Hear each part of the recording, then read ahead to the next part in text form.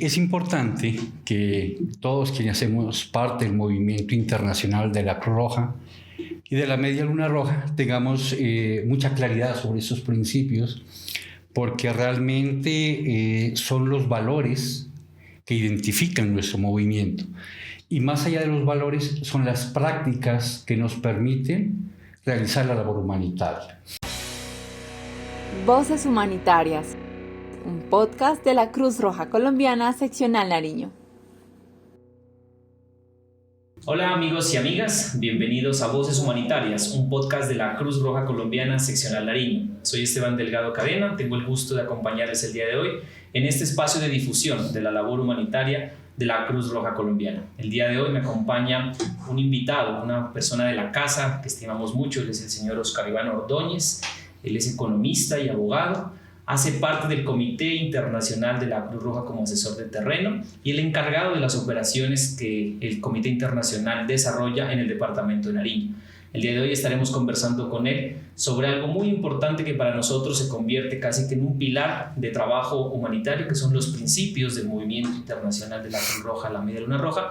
Y también conversaremos un poco sobre los emblemas. Quizás ustedes han tenido la posibilidad de observar ese emblema de la Cruz Roja sobre fondo blanco, pero hoy también queremos indagar con él qué significa, qué significado tiene para la humanidad, qué significado tiene para la sociedad utilizar ese emblema protegido por el derecho internacional, y quizás también que nos pueda contar un poco más acerca de otros tipos de emblema que tenemos. Así que Oscar Iván, también le damos la bienvenida. Muchas gracias por acompañarnos el día de hoy a Voces Humanitarias, el podcast de la Cruz Roja Colombiana Seccional Nariño. Gracias, Esteban. Es un placer para mí estar en Voces Humanitarias y compartir con todo nuestro público experiencias adquiridas a través del tiempo. Oscar Iván es egresado del Instituto Interamericano de Derechos Humanos de San José de Costa Rica, donde se especializó en Derecho Internacional Humanitario, un tema que ya lo hemos abordado en este podcast, donde tuvimos la posibilidad de conversar también sobre la importancia que tiene el Derecho Internacional Humanitario para el mundo, pero también para la institución. Y también ha desempeñado cargos como voluntario de la Cruz Roja en calidad de la agrupación de socorrismo. También ha sido director seccional de juventud. Bueno, tiene una larga trayectoria dentro de la Cruz Roja, y qué bueno que hoy nos acompañe en este espacio. Y pues para iniciar quisiéramos preguntarle muy seguramente sobre qué son los principios. La Cruz Roja, en las noticias uno escucha que la Cruz Roja es neutral, a veces que es imparcial, pero quisiera que nos explique un poco, y para que nuestra audiencia pueda, digamos, hacerse la idea sobre qué es eso de los principios de la Cruz Roja y por qué la Cruz Roja aplica y maneja esos principios. Bien, es importante que todos quienes hacemos parte del movimiento internacional de la Cruz Roja y de la Media Luna Roja tengamos mucha claridad sobre esos principios, porque realmente son los valores que identifican nuestro movimiento. Y más allá de los valores, son las prácticas que nos permiten realizar la labor humanitaria. Y para los antecedentes, quiero referirme a los orígenes del movimiento, la batalla de Solferino de 1859. Recordemos de que en Solferino, cuando se gesta la primera idea humanitaria de atender a los combatientes que estaban en el campo de batalla, Henry Dunant lo que hace es promover un grupo de voluntarios que asistan a todos los combatientes sin hacer ningún tipo de distinción de los 2 o 3 países que estaban participando en ese momento, y que el objetivo debería ser brindarles atención sin hacer ningún tipo de distinción y tampoco sin pretender darle ventaja a ninguna de las partes. Una idea tan bien concebida es lo que más adelante va tomando forma y da origen a lo que hoy constituye nuestros principios fundamentales. Perfecto. Bueno, y en esa génesis que usted nos comenta, Oscar Iván, es importante destacar ese primer apartado, que creo yo que es como el hecho, la génesis que tiene la creación del movimiento, y es que Henry Dunant, la idea que propuso de manera casi que muy revolucionaria para su época, que fue atender a 2 bandos, o a las personas que han sido heridas, han resultado enfermas o heridas, pero de los 2 bandos. Y yo creo que allí quizás empezó a cimentar uno de los principios que maneja la Cruz Roja, que sería la imparcialidad, y otro pues que va de la mano muy bien, que es la neutralidad. Pero en sí, ¿cuáles son esos 7 principios que tiene la Cruz Roja a nivel internacional? Entonces, nuestro movimiento está orientado por 7 principios. Más adelante miraremos un poco cómo se fueron gestando, porque al comienzo fueron 4, luego se fueron perfeccionando, hasta que en 1865, valga la pena mencionar, nuestros principios están cumpliendo 59 años de vigencia. Entonces, esos principios son 7 y no podemos decir de que haya uno más importante que otro. Los 7 principios están interrelacionados, hacen parte de un todo, pero Jean Pictet, desde 1855, él escribió un libro sobre los principios, hizo un análisis de ellos y él sugirió una clasificación que hasta hoy tiene vigencia. De estos 7 principios hay 2 que hacen referencia a los fines del movimiento, a los fines humanitarios, y por ende son el principio de humanidad y de imparcialidad, como principios, digamos, que rigen la misión humanitaria. Luego hay 2 principios que son los medios a través de los cuales nuestro movimiento alcanza estos fines. Estamos hablando de la neutralidad y la independencia. Sin ellos sería imposible alcanzar los fines antes mencionados. Y los 3 principios restantes son aquellos que definen la organización. Hablamos del voluntariado, la unidad y la universalidad. De tal suerte que estos son los que rigen ya la parte organizativa y cómo el movimiento puede alcanzar esos propósitos y esos fines estrictamente humanitarios. Humanidad, imparcialidad, neutralidad, independencia, voluntariado, unidad y universalidad. Correcto. 7 principios. Esos son... 7 es famoso, ¿no? 7 sí. días de la semana, 7 pecados, 7 maravillas del mundo, o sea, y la Cruz Roja pues también 7 principios, que son la base pues importante para las acciones, y usted lo mencionaba pues hace un momento, que materializan también esa idea de nuestro fundador, pues el suizo Henry Dunant. ¿Cómo materializar esos principios? ¿Cómo hacerlos tangibles? ¿Cómo promover esos principios en las comunidades a las cuales la Cruz Roja asiste?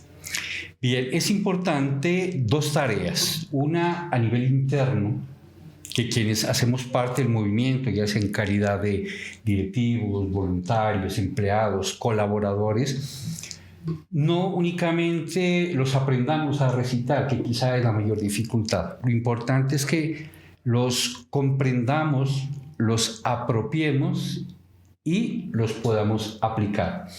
Porque solo de esta manera podemos garantizar que la asistencia humanitaria va a llegar realmente donde se requiere. En el momento que perdamos el horizonte en cualquiera de los principios, el movimiento dejaría o perdería su razón de ser.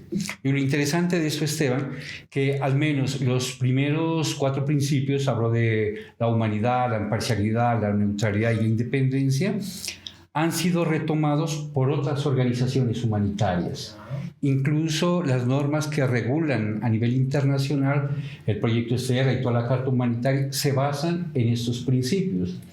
Porque se dieron cuenta de que la apuesta que hizo Henry Dunant y todo el equipo de trabajo que venía desarrollando esa iniciativa, esos principios, a pesar de las dificultades, a pesar de la intensidad de los conflictos armados, siempre han permitido realizar la labor y se han mantenido. Claro, han sido objeto de críticas. Por lo menos, después de que se inicia la labor de Henry Dunant y este grupo de personas que voluntariamente deciden asistir a los militares heridos, y aquí hay algo interesante que a mí lo pasamos desapercibido.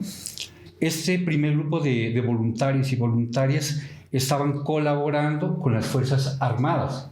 Yeah. Y desde allí viene el principio también de la independencia, que el movimiento es auxiliar de los poderes públicos. No lo reemplaza, pero estamos trabajando allí en coordinación, no bajo subordinación, pero sí bajo un principio también o una acción de coordinación.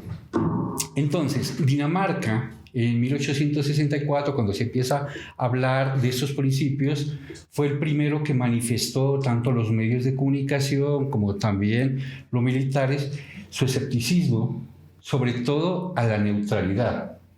consideraban de que era imposible de que una organización o una persona se mantenga neutral frente al sufrimiento humano. Y hoy seguimos teniendo esas dificultades. Lo hablo con conocimiento de causa. Diferentes partes al conflicto cuestionan esa neutralidad, porque a veces se tiene la idea errada de que ser neutral significa ser indolente frente al sufrimiento humano. Se entiende a veces como una pasividad, de que nuestro movimiento... Un silencio. Exactamente, que un silencio que quizá lo que está haciendo es apoyar de manera silenciosa el actuar de una u otra parte del conflicto. Y por eso es que es una obligación para todos nosotros poder comprender, explicar y aplicar estos principios, sobre todo la neutralidad. Y permítame irme a 1875. Me gusta mucho la historia porque nos permite acercarnos un poco a la realidad.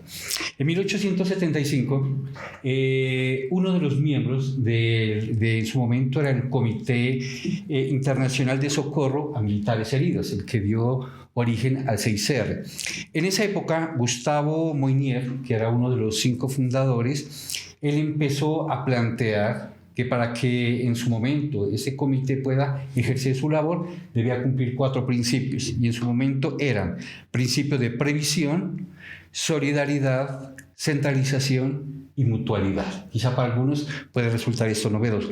¿Qué significaba en su momento el principio de previsión? Y tiene que ver con lo que ahora también se establece. Es prever a futuro. Recordemos que Henry Dunant, en su libro Un recuerdo solferino, él decía que en tiempo de paz los estados deberían crear organizaciones de socorro para que en caso de que entre en un conflicto armado sean estas sociedades de socorro las que brinden asistencia a los militares heridos. Se hablaba de un principio de previsión y ese es el que está retomado por Moynier en 1875.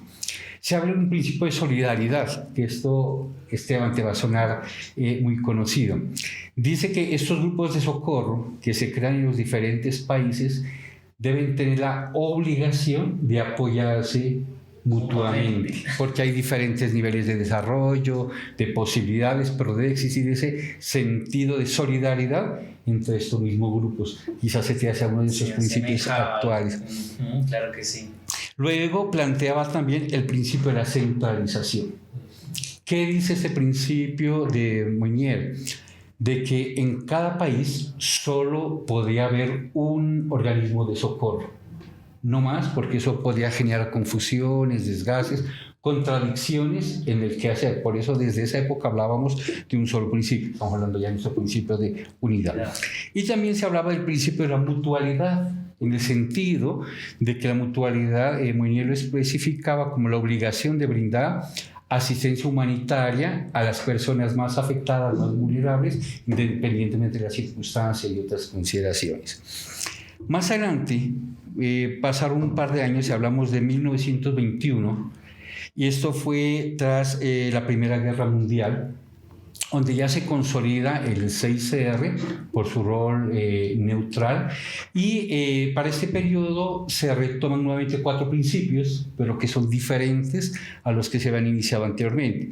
Hablamos ahora de imparcialidad, independencia política, religiosa y económica, así lo llaman, específico. Se habla de la universalidad y la igualdad de sus miembros. Cabe anotar que para esta época estos principios fueron adoptados inicialmente para el 6R, que se había creado en su momento.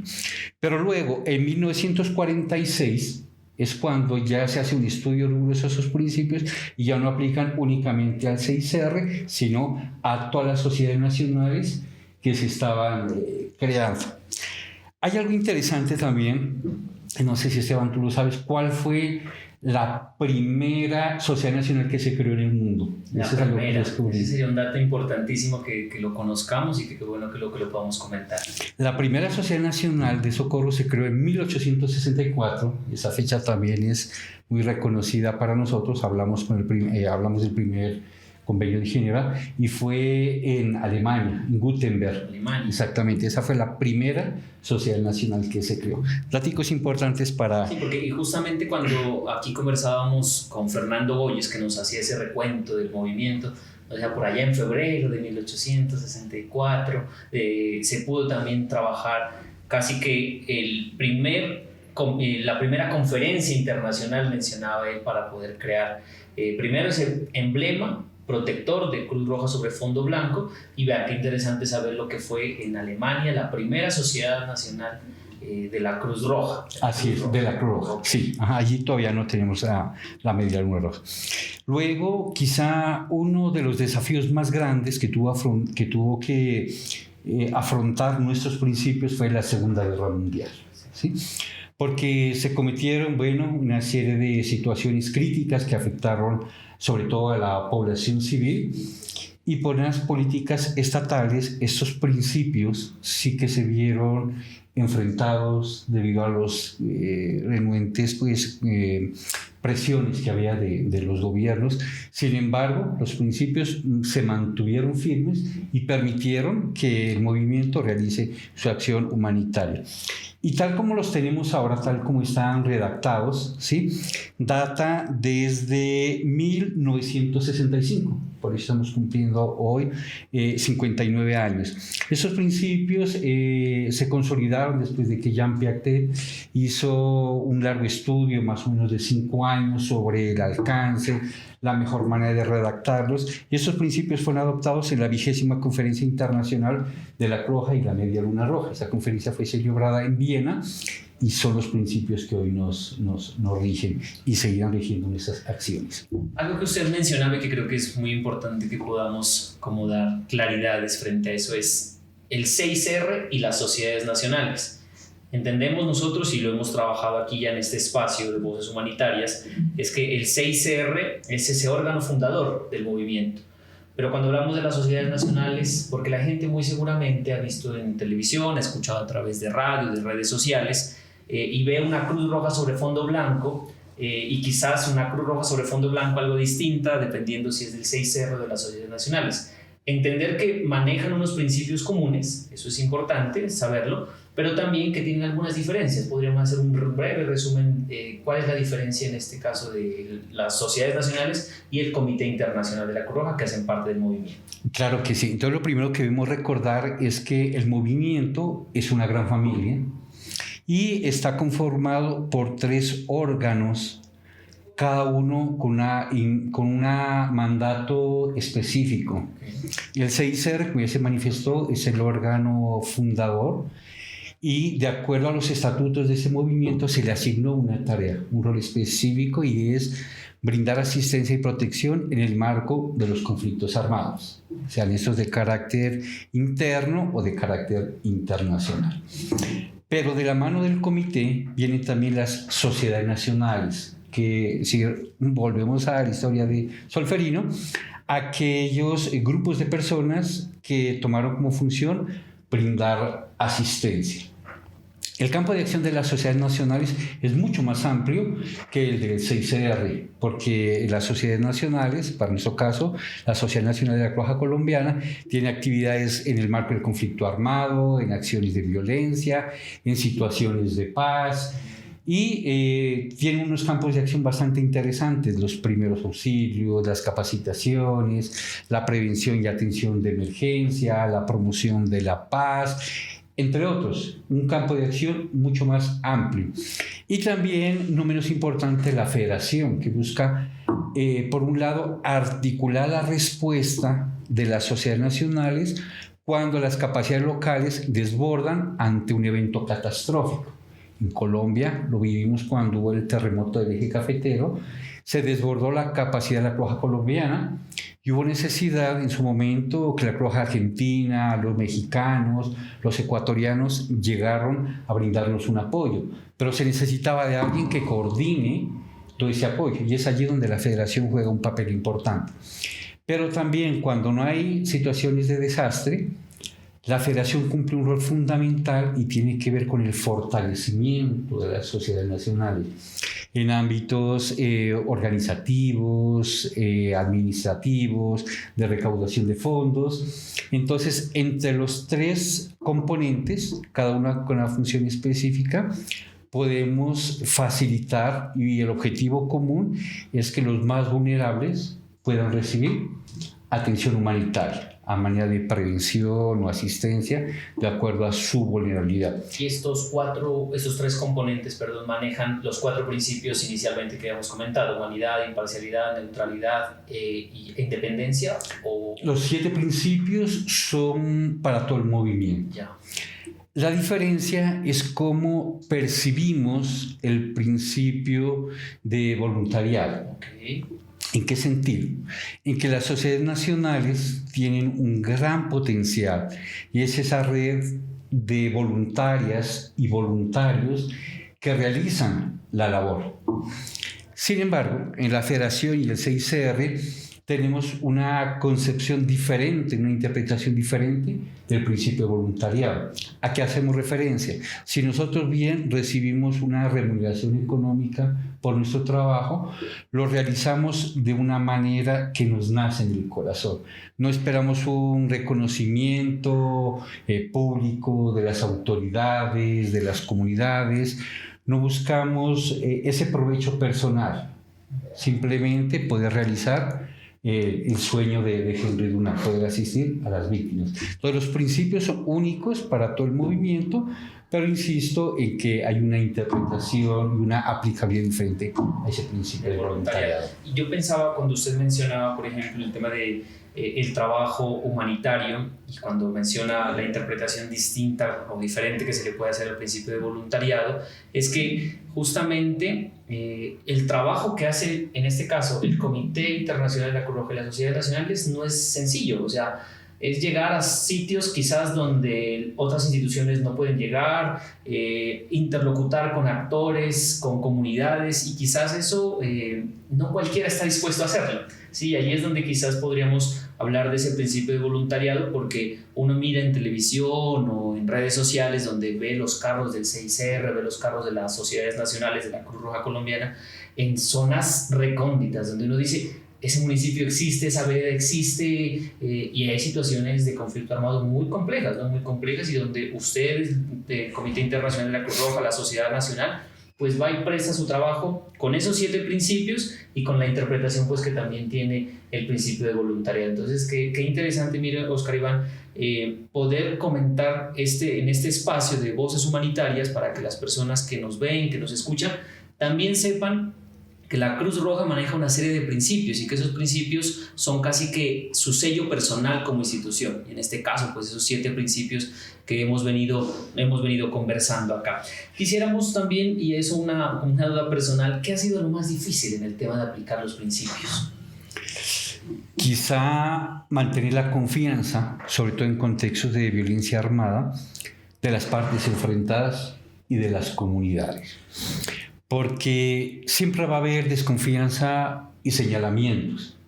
Pongamos un ejemplo hipotético de que en medio de un conflicto armado hay una persona herida y alguien del movimiento, para no ponerle nombre, ingresa ya a prestarle asistencia en salud, lo lleva en una ambulancia y tiene que trasladarlo a un centro de atención médica, y en su camino tiene que hacer tránsito por un territorio que es ocupado por el adversario del que está herido.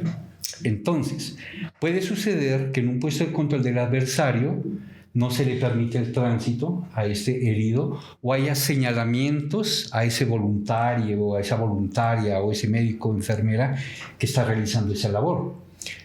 Puede ser señalado diciendo de que está alienado al adversario, y que es más, cuestionaría que por qué se le debe brindar asistencia a un adversario.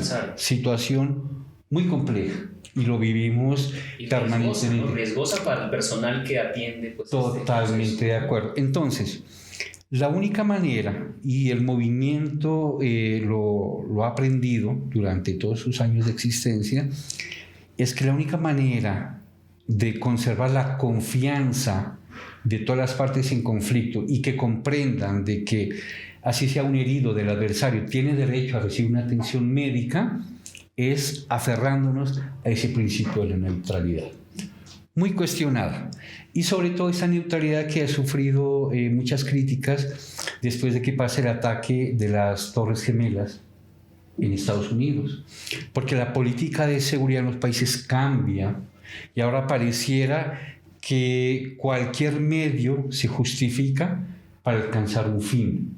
Y en ese entorno de tensiones, defender esa neutralidad cada vez es más complejo.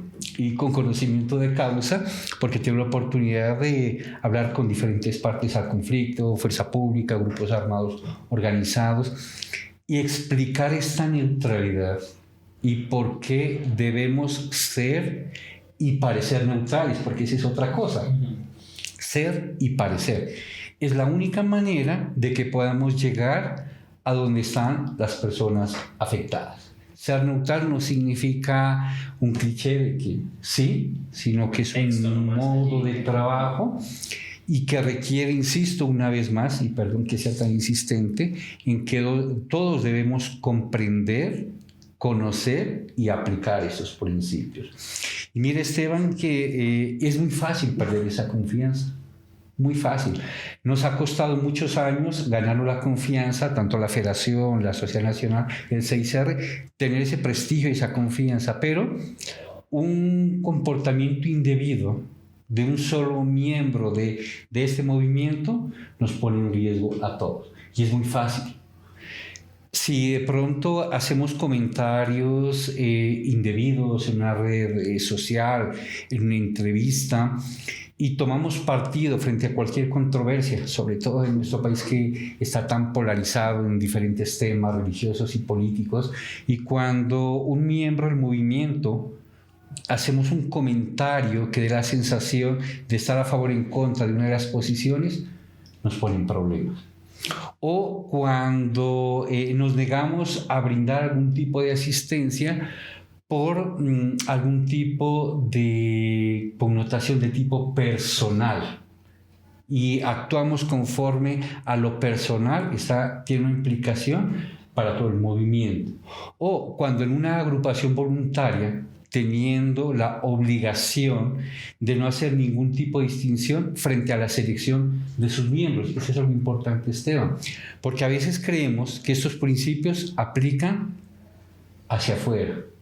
Y cuando hay una persona que desea formar parte de la agrupación voluntaria, pero por algún criterio no objetivo, esta persona no es incluida y es rechazada por quizá alguna tendencia ideológica, de género, política, cualquier tipo de esas circunstancias, estamos violando nuestros principios. Imparcialidad. Totalmente de acuerdo. Entonces, nos obliga a que apliquemos esos principios interna y externamente.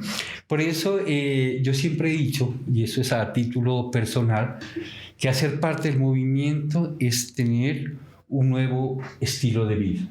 Es cambiar nuestra mentalidad, cambiar nuestro modo de vida y sujetarnos a esos principios rectores. Porque, insisto una vez más, es muy fácil de que incurramos en errores y esos errores infrinjan esos principios.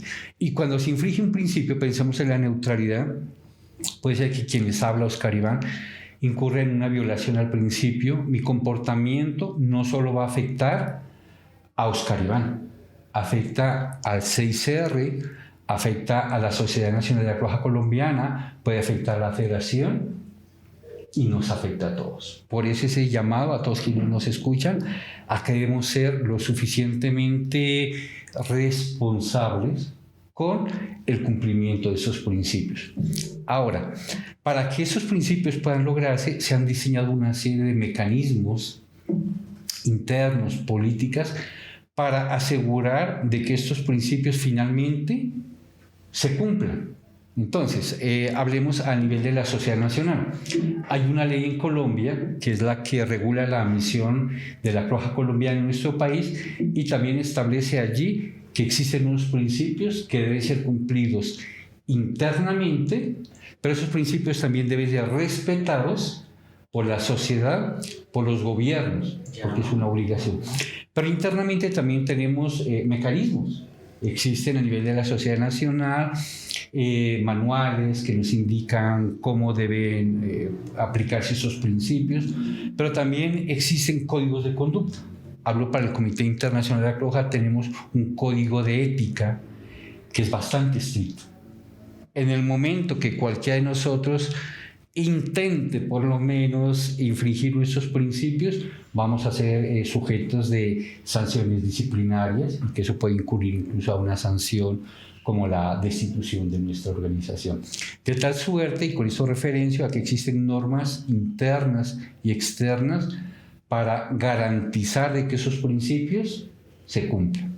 Y hay un fenómeno particular, y es ahora con la expansión de las redes sociales y los medios de comunicación, muchas veces como miembros de este movimiento nos vemos presionados a reaccionar de una u otra manera. Nos presiona a que nos manifestemos frente a ciertas situaciones que realmente nos pone en una situación difícil. Y es allí cuando necesitamos tener una cabeza fría para desechar este tipo de presiones y poder reaccionar conforme a nuestros principios. O sea que quienes hacen parte, bien sea de la Federación, del CICR, de las sociedades nacionales, deben también confiar y creer en que es posible ser neutral. O sea, definitivamente. No puede ser como, digamos, me disculpan la expresión, de como si me metiera en cualquier trabajo, voy allá, hago mi trabajo operativo, pero no creo en la filosofía de su institución, porque uno va a los trabajos, en las empresas en las cuales uno ha estado vinculado y encuentra, ¿no?, la misión, la visión, los principios, pero acá es una cuestión tan sui generis, podría decirse, pero a la vez tan innecesariamente materializable, que la gente que trabaja como voluntario, como colaborador, como empleado, debe creer que se puede aplicar los 7 principios, que se puede aplicar la neutralidad, la imparcialidad, y debe hacer la mayor cantidad de esfuerzos para que esto sea posible. O sea, y los procesos, creería yo, de selección, de inducción, de reinducción, pues también deben ser estrictos para que las personas que hacemos parte de este movimiento, pues tengamos una conducta de ser y parecer neutrales, como usted lo menciona hace un momento. Completamente de acuerdo. Por eso me refería, Esteban, anteriormente a que ser parte del movimiento es adoptar un nuevo estilo de vida. Estilo de vida. Porque mira, un trabajador cualquiera, ya sea público o privado, mientras está cumpliendo su jornada laboral, está sujeto a las normas, a las disposiciones de la entidad de la cual hace parte. Una vez sale de su horario de trabajo, incluyendo fines de semana, ya se desconecta y puede hacer uso de su vida particular. Los miembros del movimiento estamos sujetos a esos principios, incluso estando en casa. Claro. Si hacemos un comentario, si no somos imparciales, somos neutrales, pues imaginemos la impresión que vamos a dar hacia afuera. Y es que me imagino en el Vox Populi, ¿no? Supongamos que Esteban Delgado infringe el principio de neutralidad. Muy seguramente quienes me conocen, mis amigos, mi familia, no va a decir Esteban fue el que no es neutral, y es de la Cruz Roja además. Entonces Cruz Roja dejó de ser neutral, y quizás la afectación, aunque uno quizás en el momento no lo pueda ver, la afectación inmediata, más adelante puede haber una afectación bastante fuerte, ¿no? Incluso de restricción, de acciones. Bueno, en ese tema pues usted quizás tiene un poco más de conocimiento y más de experiencia en cuanto a lo que sucede cuando esa neutralidad de pronto se desconfía de esa neutralidad en ese proceso. De acuerdo, y con otros principios también, ¿no? Cuando he participado en procesos de formación y tengo que explicar el proceso de la imparcialidad, menciono lo siguiente: aparentemente ser imparcial es muy fácil, brindar a todos sin hacer ningún tipo de distinción de raza, credo, étnica, y dar atención con base en los principios de equidad, mayor inmediatez, mayor proporción a quien más lo necesita. Es muy fácil decirlo, pero siempre yo planteo un dilema, ¿no? Ejemplo hipotético: hay un miembro del movimiento que de pronto sale a retirar el dinero de una entidad financiera, y junto cuando está saliendo hay alguien que lo va a asaltar, le roba el dinero, y al momento que echa a correr es víctima de un accidente, una motocicleta o un vehículo la atropella, y quizá la única persona que sabe los primeros auxilios es la persona que es víctima de robo, del atraco. Entonces imaginemos ese escenario de que uno está con toda la rabia, de que le han hurtado su dinero, que ha sido el fruto del trabajo, de sus ahorros, quizás sus padres se lo han dado, bueno, diferentes circunstancias, y alguien se intentó apoderarse de él y está herido. Entonces quizá la reacción humana, porque somos seres humanos ante todo, es decirle, eso te pasa. Y quizá tomar el dinero y que me voy y lo dejo echado a su suerte. Pero para nosotros es una responsabilidad moral de alejarme de esa percepción personal de rabia del momento y brindarle asistencia. Entonces mira que la aplicación de los principios va mucho más allá de simplemente leerlos en un texto.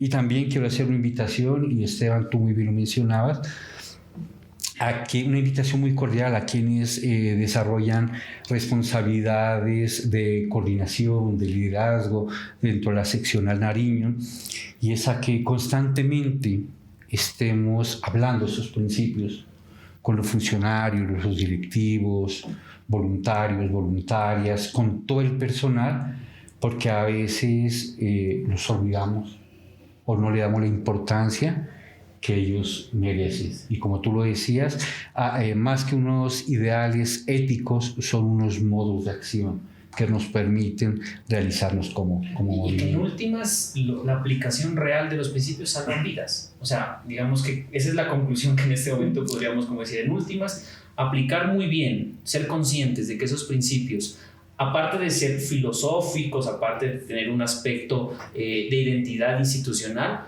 el fin último es salvar vidas. O sea, mediante la aplicación de la humanidad, de la imparcialidad, neutralidad, independencia, voluntariado, unidad y universalidad, es el único fin, o sea, salvar vidas, proteger la salud de las personas, y que creo que es como lo que nos resume básicamente la aplicación de estos 7 principios, y de ahí la importancia de que las personas, primero quienes hacen parte de nuestra institución, puedan conocerlos, realmente aplicarlos, y quienes no hacen parte también comprendan la posición en la cual también se encuentra la Cruz Roja o el movimiento en su caso, sobre todo con esos principios tan cuestionables que a veces es la neutralidad y a veces en alguna medida también la imparcialidad.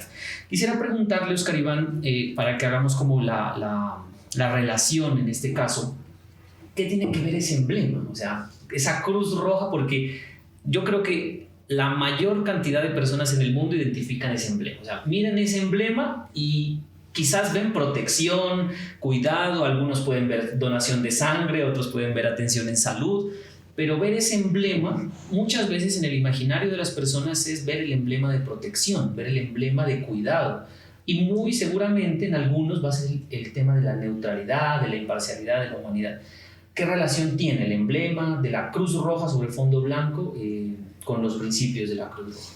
Bien, así como los principios son los que nos dan identidad de cómo hacemos las cosas, el emblema también nos da una identidad, pero ya gráfica.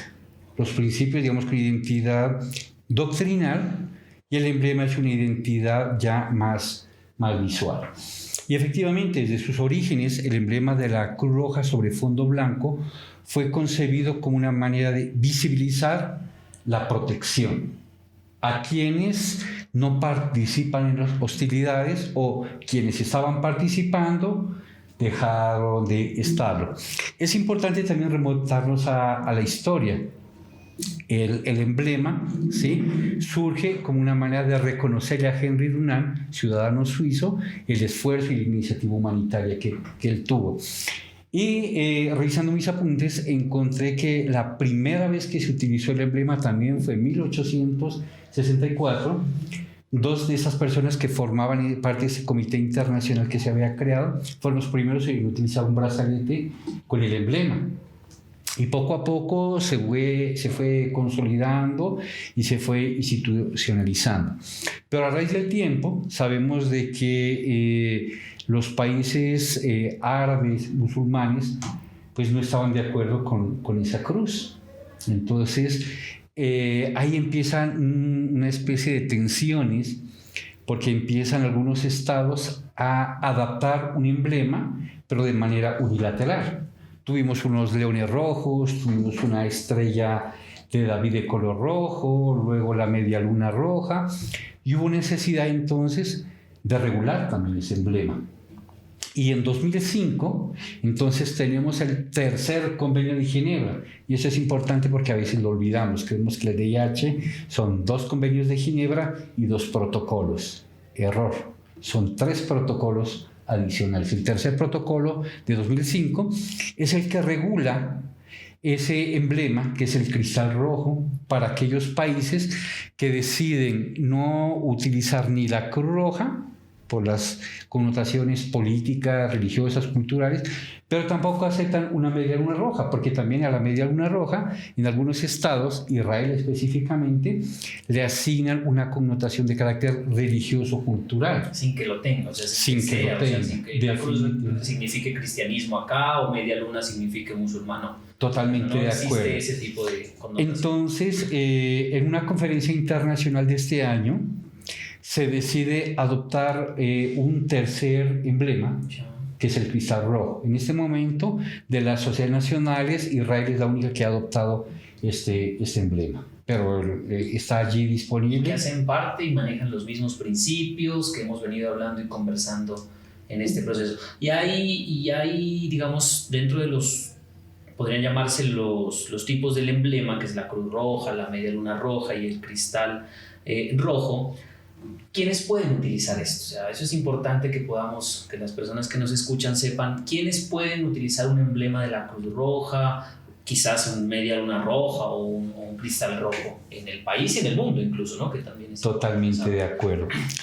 Afortunadamente, a nivel nacional e internacional se han desarrollado normas de carácter jurídico para proteger el uso de ese emblema.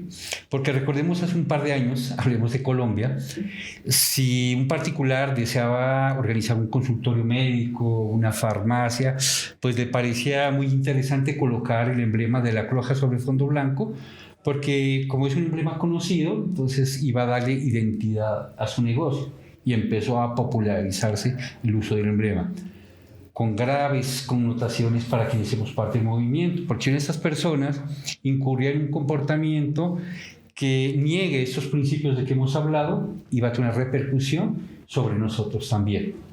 Entonces hubo necesidad de regular. Ahora, el emblema tiene 2 usos que están definidos. Hay uno que es un emblema a título protector.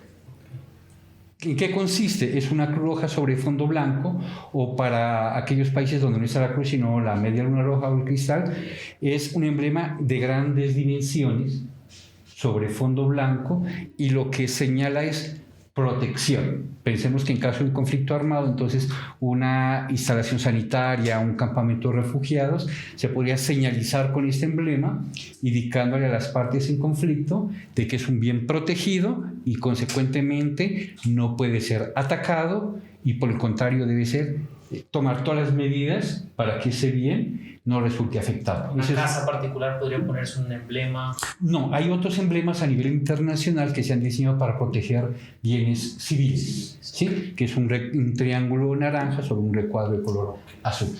Pero este emblema sobre todo se diseñó a nivel internacional para bienes e instalaciones sanitarias, que es un emblema protector.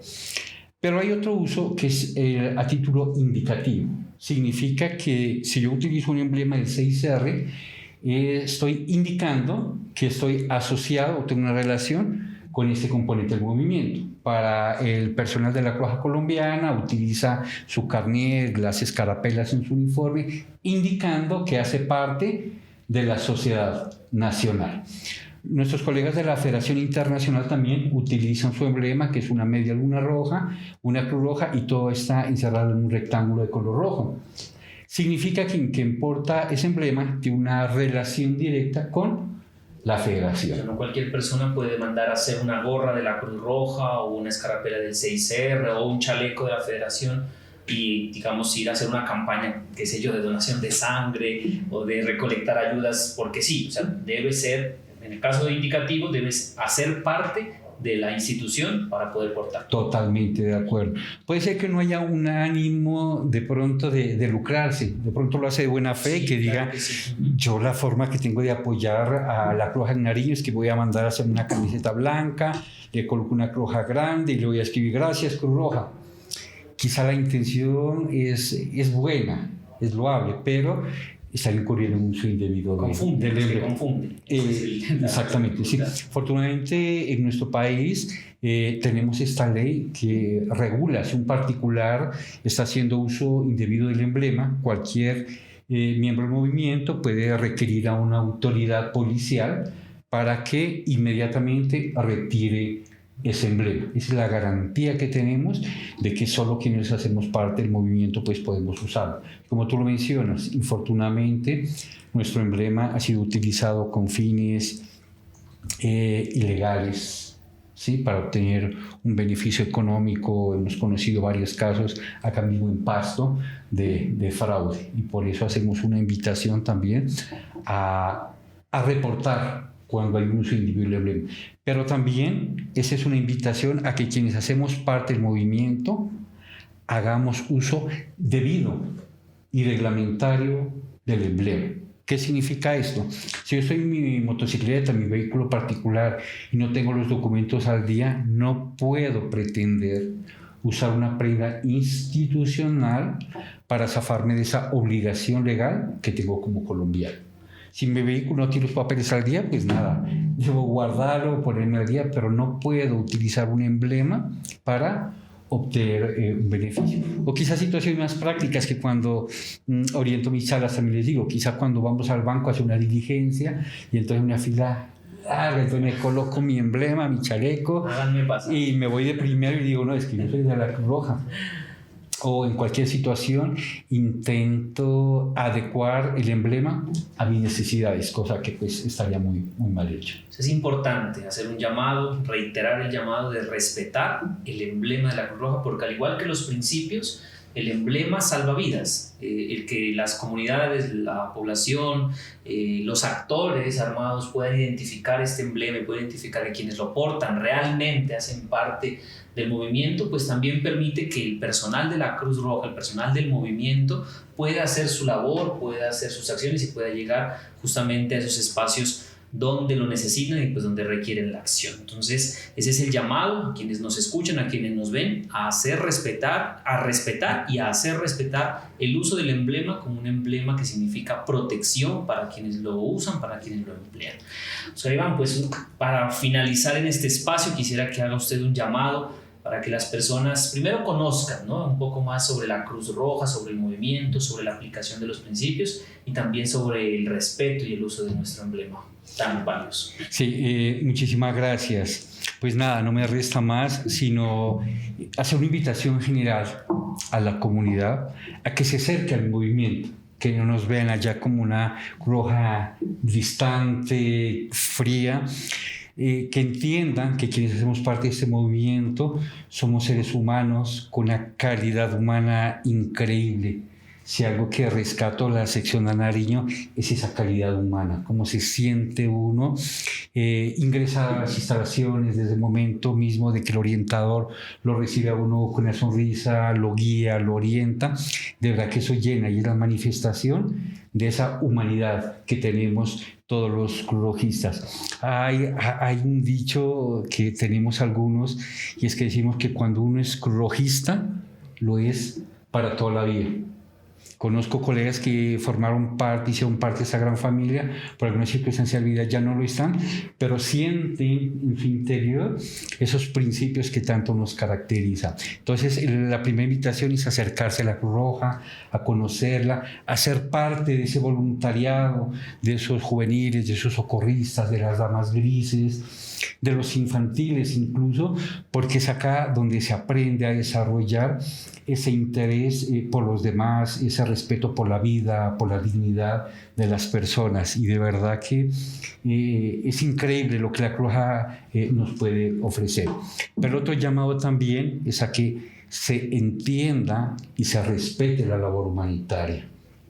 porque quizá estando afuera a veces no es fácil comprender, como lo mencioné anteriormente, la gente espera que la Cruz Roja haga denuncias públicas, se manifieste públicamente frente a violaciones graves de derechos humanos, infracciones graves al derecho internacional humanitario, y nos cuestionan por no manifestarnos, pero deben entendernos, aunque no es fácil, de que no podemos hacerlo porque estaríamos violando esa neutralidad y bueno, perderíamos la confianza, como lo mencionaba. Entonces, finalmente, acerquémonos a la Cruz Roja con toda confianza, que esa es una gran familia. Oscar Iván, muchas gracias. De verdad, para mí personalmente ha sido todo un honor tenerlo aquí en los micrófonos y en nuestras cámaras de Voces Humanitarias. Este es un podcast de la Cruz Roja Colombiana Seccional Nariño que se ha creado con el único fin de difundir la labor institucional, la labor humanitaria.